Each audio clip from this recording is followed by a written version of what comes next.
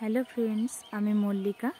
আজকে তোমাদের সাথে একটা চকলেট কেকের ডিজাইন শেয়ার করব। এটা 1 পাউন্ডের একটা চকলেট কেক, হার্ট শেপের।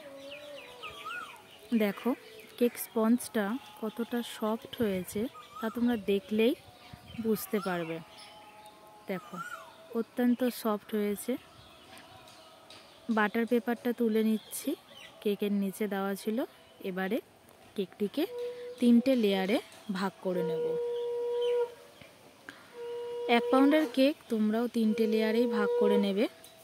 দেখো 3টে লেয়ারে আমি পার্ট করে ভাগ করে নিচ্ছি এবং দেখো কতটা সফট, তোমরা দেখলেই বুঝতে পারবে।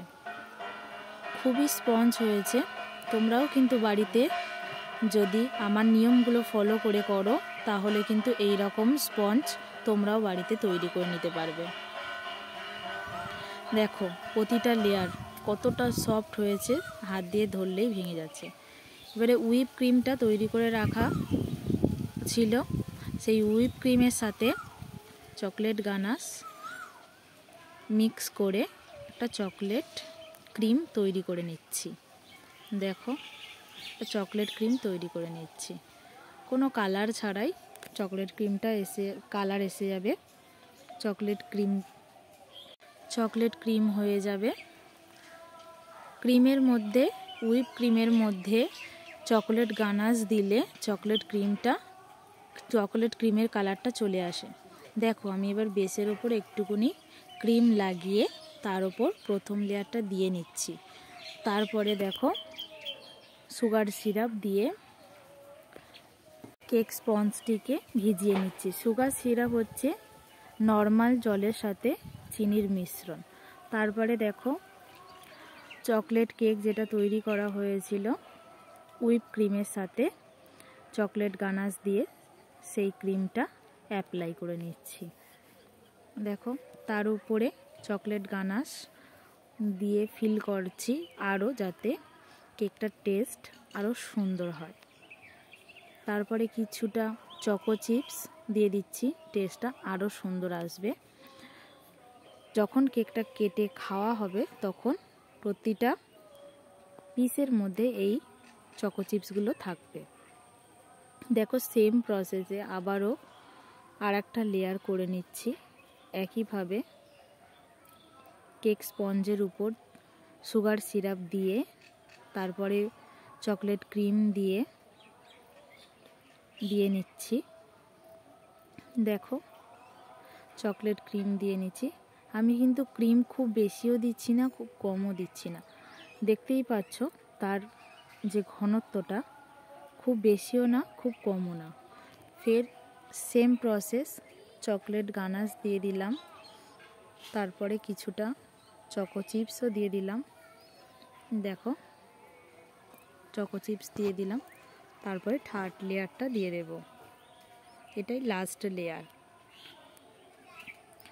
তারপরে ফের আবার সুগার সিরাপ দিয়ে ভিজিয়ে নিচ্ছি স্পঞ্জটা। এই প্রসেসটা কিন্তু খুবই গুরুত্বপূর্ণ, না হলে ফ্রিজে রাখার পর কেকটা কিন্তু শক্ত হয়ে যাবে। এই প্রসেসটা খুবই গুরুত্বপূর্ণ। আবারও দেখো চকলেট ক্রিম দিয়ে পুরোটা ক্রাম কোট করে নেব।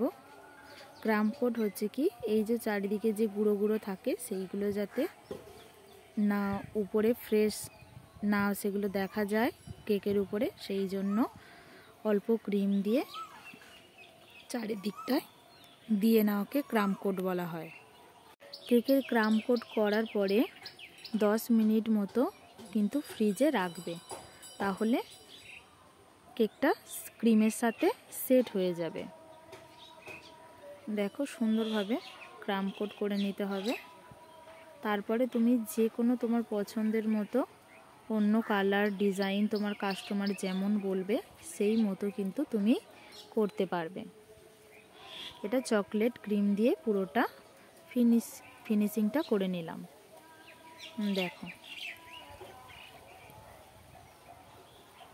এখন পুরো ফিনিশিং করার দরকার নেই, রাফলি করে নিলেই হবে।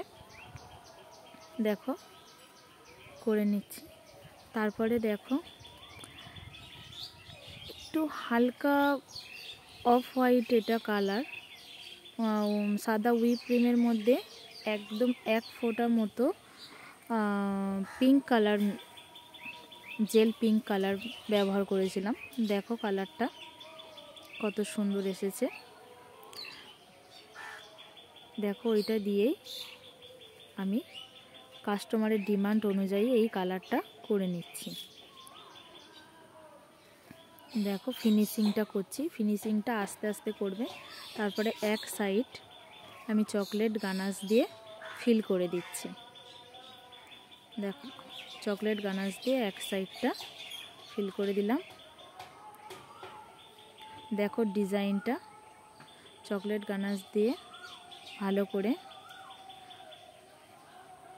ফিল করে দিচ্ছি।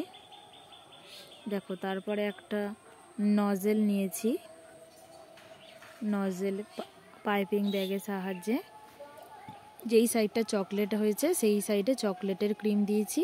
আর একটা ছোট নজেল নিয়ে যেই সাইডে হালকা পিঙ্ক কালার রয়েছে সেখানে সেই ক্রিমটাই দিয়ে গোল গোল গোল গোল টাইপের একটা ডিজাইন করে নিয়েছি। তারপরে এডিবেল কিছু সুগার বল ব্যবহার করে নিচ্ছি সাদা আর পিঙ্কের উপর।